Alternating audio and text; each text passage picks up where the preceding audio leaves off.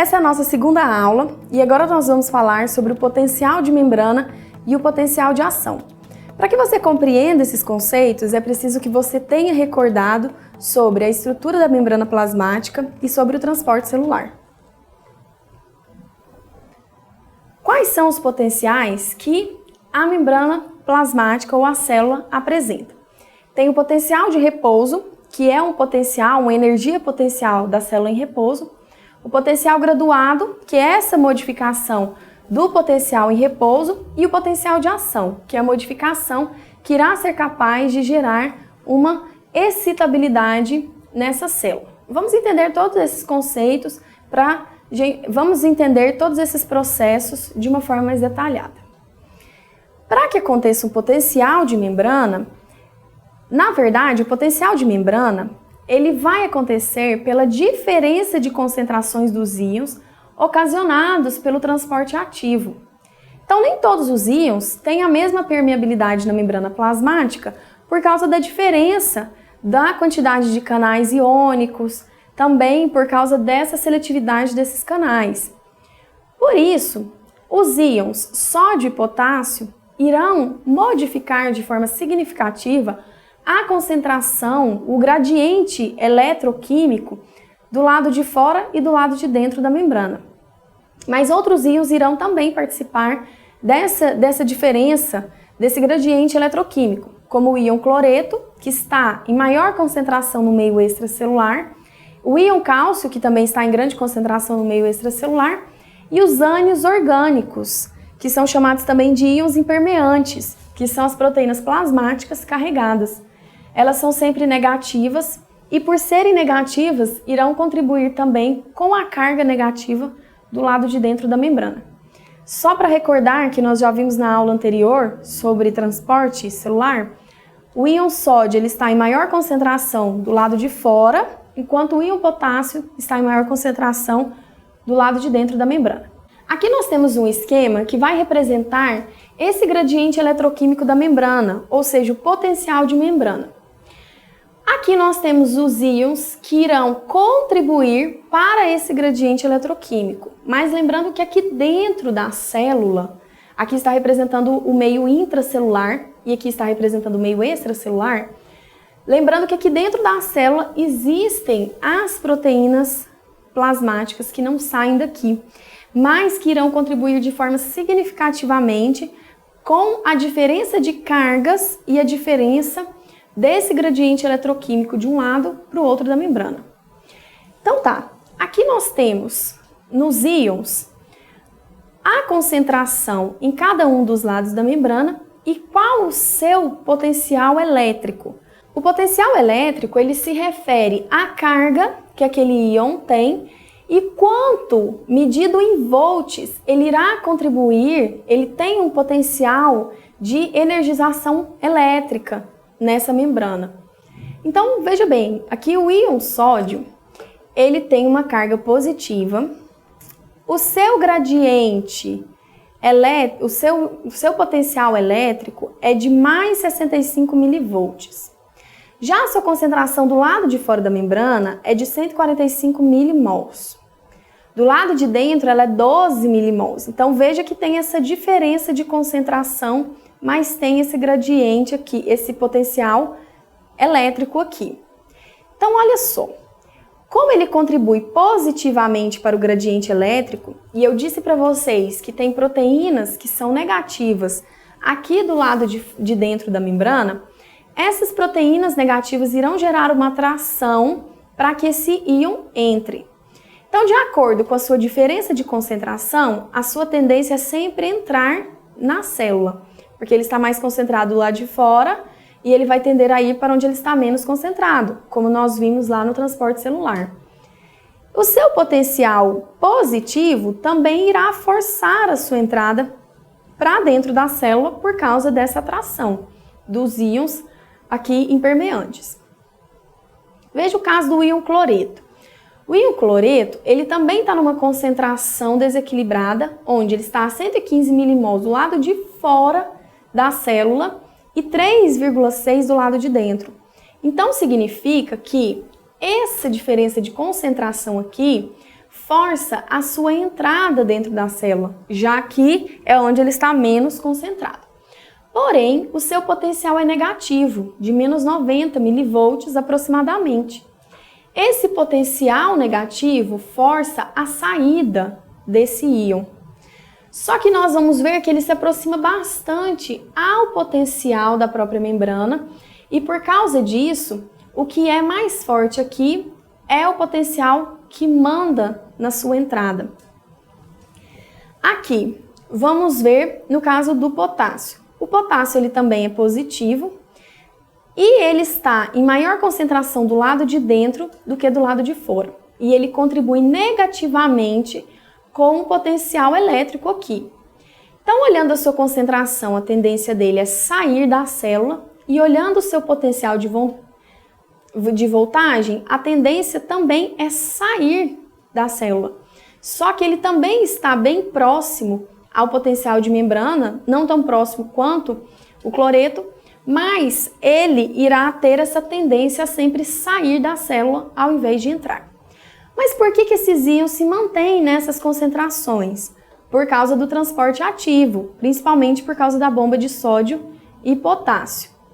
Essa voltagem dos íons, isoladamente, ela foi calculada pela equação de Nernst.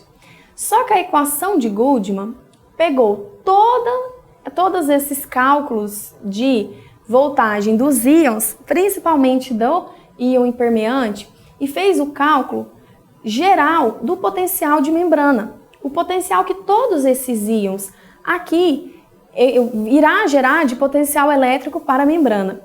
E conseguiu-se ver que o potencial de membrana, o potencial eletroquímico da membrana é de menos 65 milivolts, mas pode variar até menos 90 milivolts. Esse potencial de membrana significa que do lado de dentro ela está menos 65 milivolts mais negativo do que do lado de fora. Por isso convencionou-se chamar que o lado de dentro da membrana é negativo e o lado de fora da membrana é positivo. Mas ambos os lados são positivos por causa da carga iônica que é muito maior positiva tanto do lado de dentro quanto de fora. Mas do lado de dentro ele é menos 65 milivolts mais negativa que o lado de fora. O que seria então o potencial de membrana? Primeiro vamos entender o que é um potencial. Potencial é nada mais, nada menos que uma capacidade, uma energia acumulada. Então, é uma energia em potencial acumulada. E o potencial elétrico é a capacidade de um corpo energizado de realizar trabalho. Esse potencial, ele, digamos que é aquela capacidade embutida que aquela carga elétrica vai gerar aquela membrana ou aquele íon, por exemplo. Potencial de membrana, então, é a diferença de potencial elétrico, ela é medida em volts, como nós já falamos, através da membrana. A membrana, então, ela é polarizada no repouso, por quê? Porque do lado de dentro está mais negativa do que do lado de fora. Existe essa diferença de potenciais entre um lado e o outro da membrana. Então, o potencial de membrana, ele pode ser modificado. Digamos assim, aquela voltagem, ela pode ser alterada. Ela pode sofrer uma variação. E essa variação pode acontecer de forma graduada, ou seja, ela pode acontecer em qualquer valor. Por quê?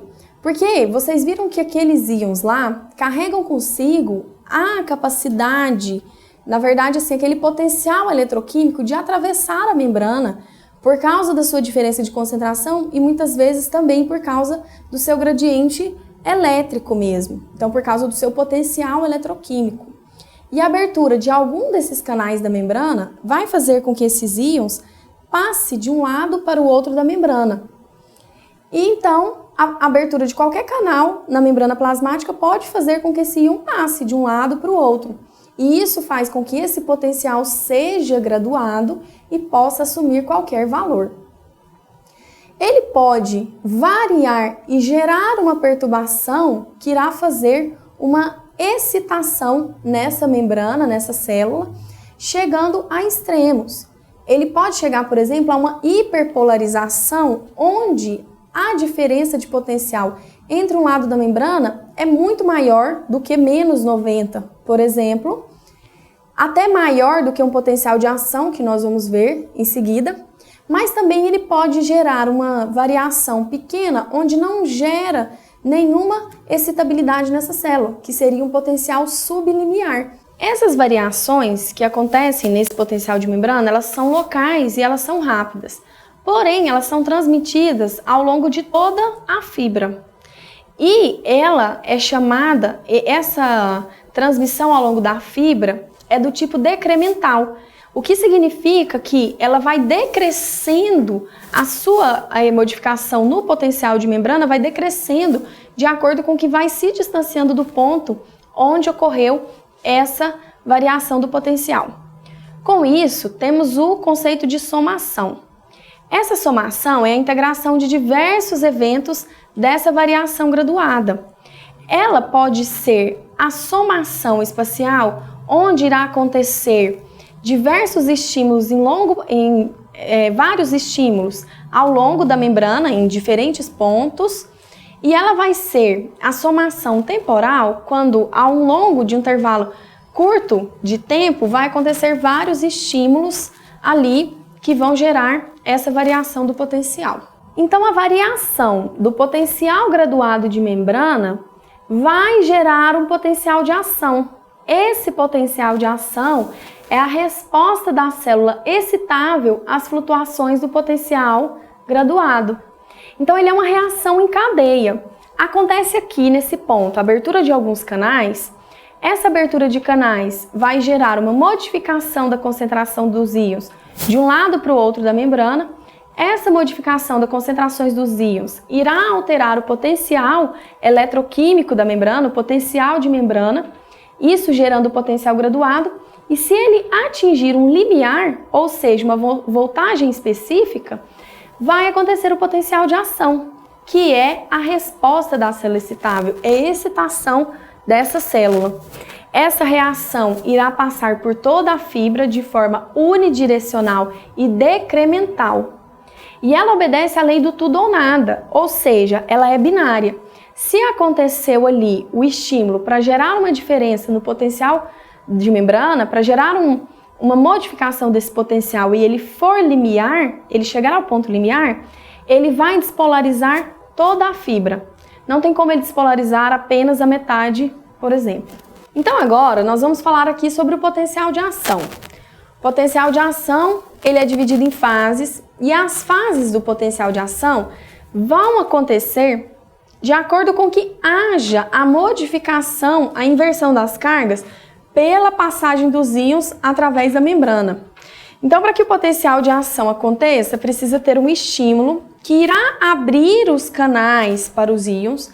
Esses íons irão passar pela membrana de acordo com o seu potencial de atravessar essa membrana, de acordo com o seu gradiente eletroquímico, e isso vai gerar essa modificação na voltagem da membrana. E isso é o potencial de ação. Então, olha só. Aqui nós temos a fase do potencial de repouso, a despolarização e a repolarização. O potencial de repouso é o potencial de membrana, onde o lado de dentro é negativo, o lado de fora é positivo. No lado de dentro, ela está a menos 65 mV, lembrando que pode variar até menos 90 mV, existe essa variação.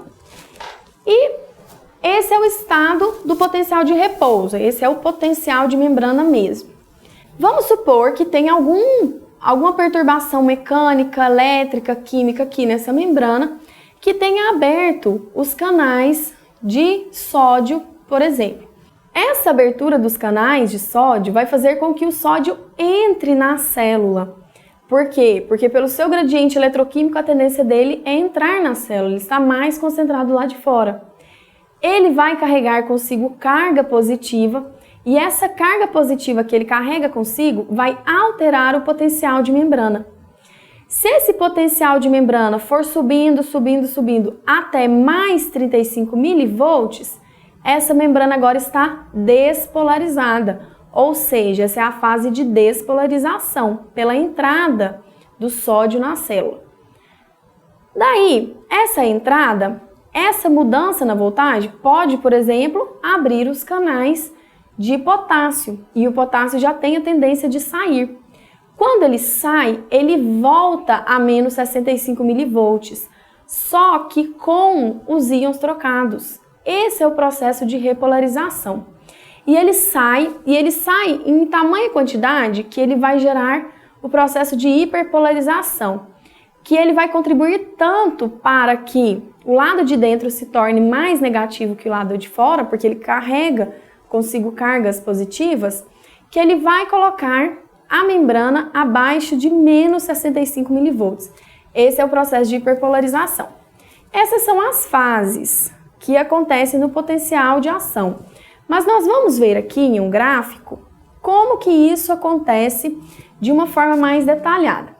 Nós temos aqui o potencial de membrana, girando em torno aqui de menos 65 milivolts. Esse aqui é o potencial de repouso, esse aqui é o potencial de membrana no seu estado natural.